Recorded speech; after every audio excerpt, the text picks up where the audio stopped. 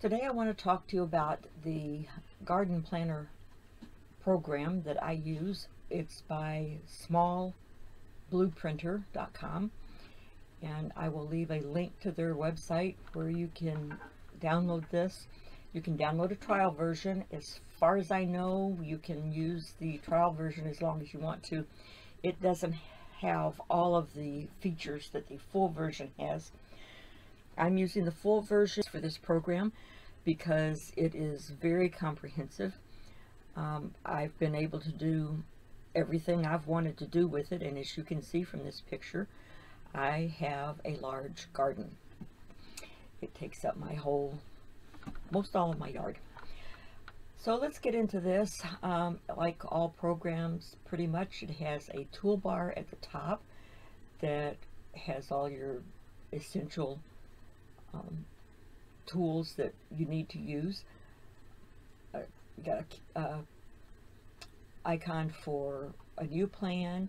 You can click here and see what these are all the plans that I have. There's a save button, a print button. Fortunately, there's a redo and undo button.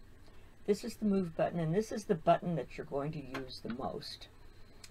There's a resize button. I don't know that I've ever used that. Rotate I have used. You can rotate left or right 90 degrees.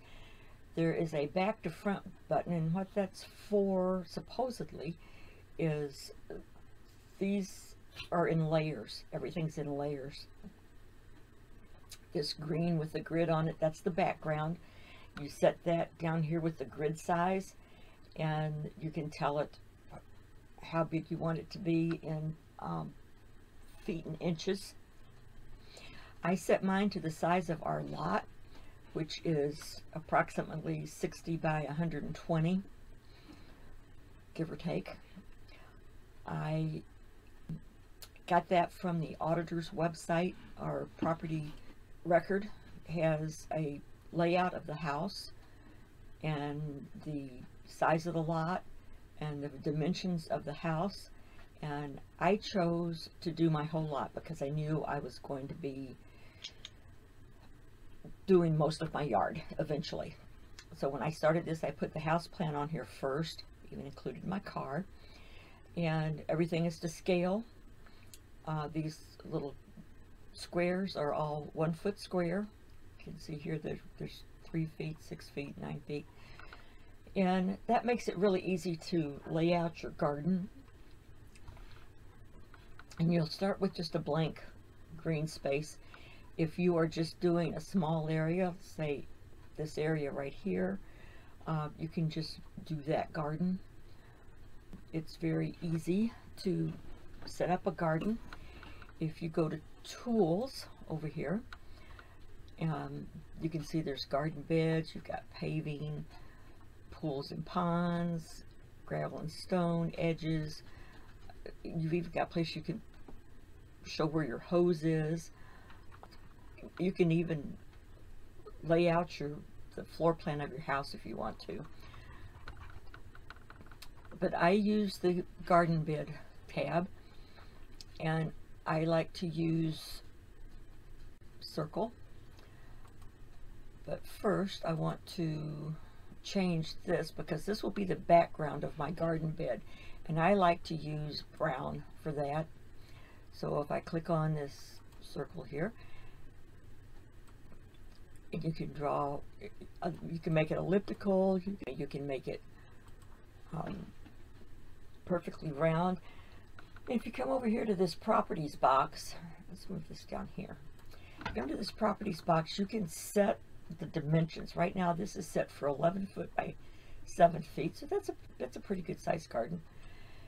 So then the next thing you want to do is to start putting your flowers in, or what you're going to plant. And if you click here, you can see there are all these different categories. And if you're going to be planting a flower garden, you would just click on flowers, and it has all these different types of flowers you would normally plant in a garden. We can see there's daylilies and cone flowers. I like cone flowers, so let's put some cone flowers in there. Now if you click, you drag it on there, then if you click on it again, cone flower will come up here. And this is telling you that a cone flower will normally get 4 feet by 3 feet and about 2 feet high.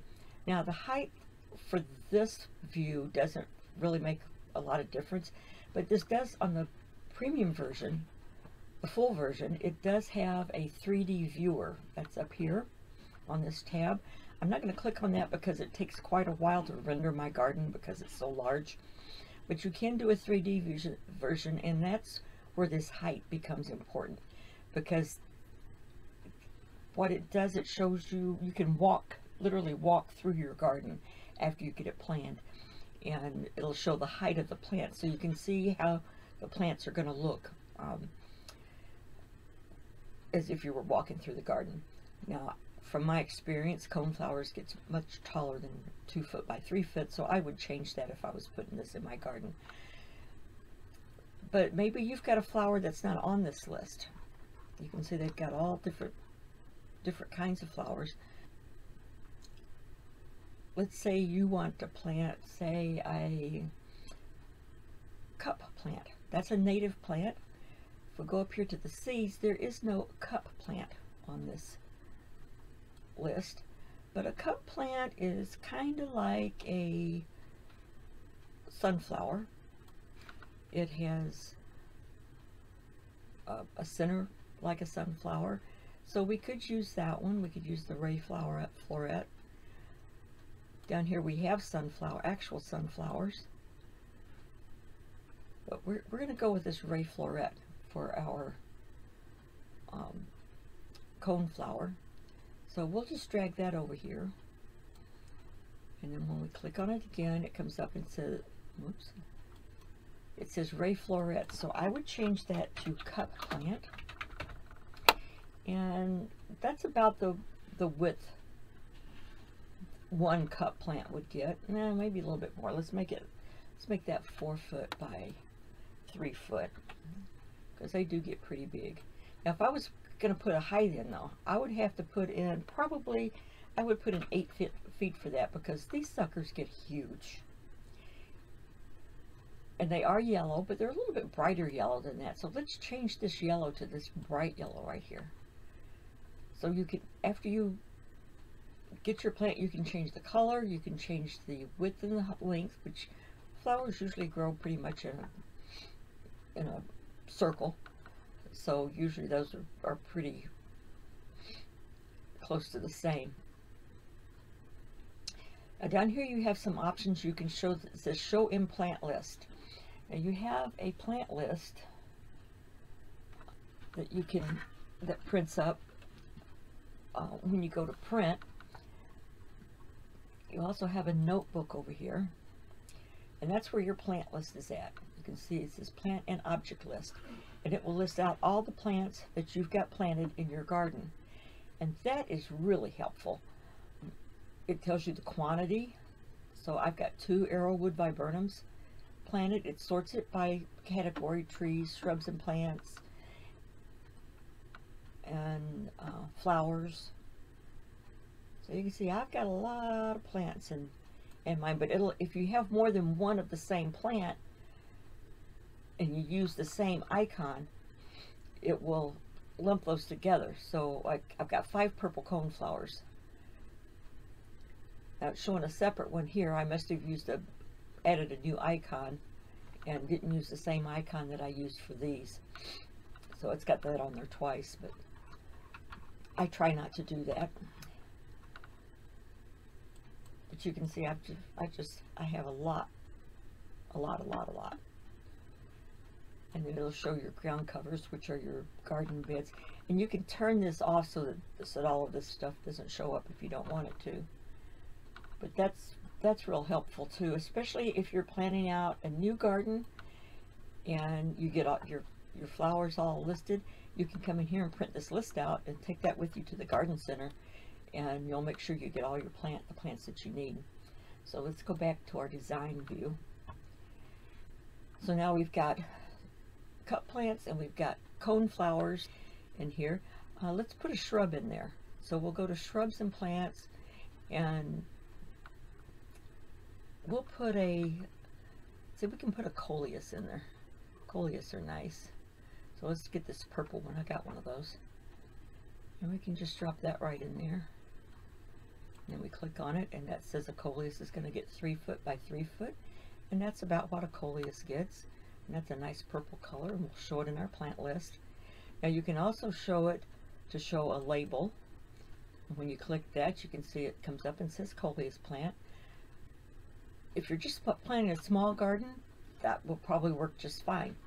If you've got all of these plants like I've got, you would have labels everywhere, and they would overlap each other, and you wouldn't be able to tell anything. So I don't normally put the plant labels on here. I've got a few that I've turned on the plant label because these are some of my native plants, and I want to show some of those because I'm going to be doing a presentation on native plants here pretty soon, and I'm going to use my garden plan in that presentation.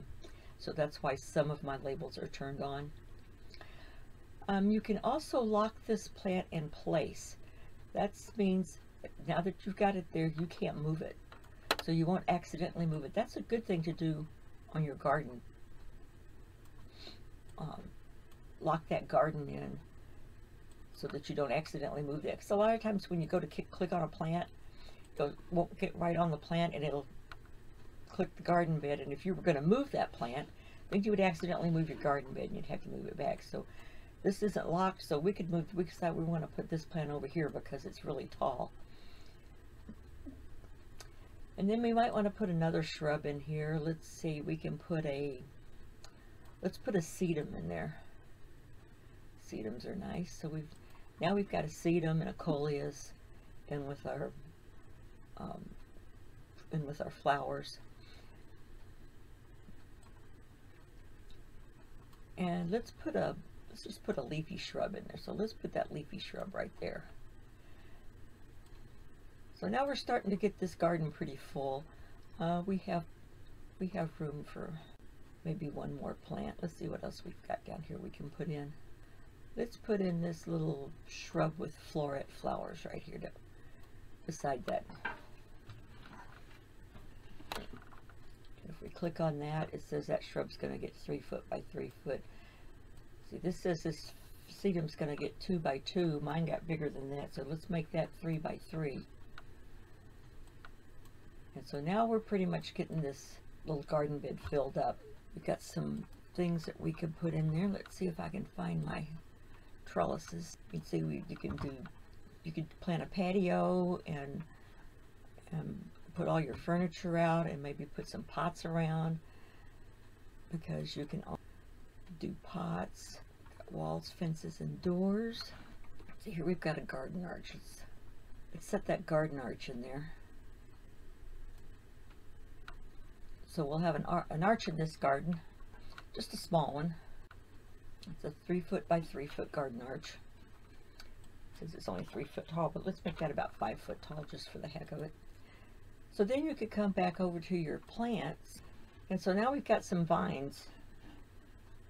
And let's put this climbing vine here on this trellis. So now we've got an arbor in the middle of our flower bed with a climbing vine on it with all these pretty flowers all around it. So that would make a pretty nice garden. So you could save that, and after you get your garden all set up, then you can go to print, and it will take you to this view, and this will print your whole garden out. You can click print plan. You can include your garden notes, which is has your plant, if you put any plant notes in, or if you have your plant list, if you've put all your plants on. So that's pretty much the program. You can see I've got garden paths in here. This area here, this is my vegetable garden, or part of it. That's where all my tomato plants are, and I've got raised beds up here, and there's another one here. You can put pots in. These are pots. If you go to Go back here to your objects. You've got garden furniture, and I believe that includes pots down here somewhere. We also have pools and ponds. I do have a pond right here. So, another thing I wanted to mention, you do have a compass, so you can put a compass in on your plan to show which direction is north, south, east, and west. Oh, here we go, plant pots. You can see it for looking at it. So they've got all different kinds of pots. That's pretty much it. Like I said, I'll put the link to the website where you can download this and try it out. I highly encourage you to do that if you are planting a garden. You can do it by hand, but this has everything. It's just so easy to use. It has so many of the plants, and you can do it right to scale, and it just makes it really easy. So I hope you've enjoyed this. I hope you will try it out, and we'll see you in the next one.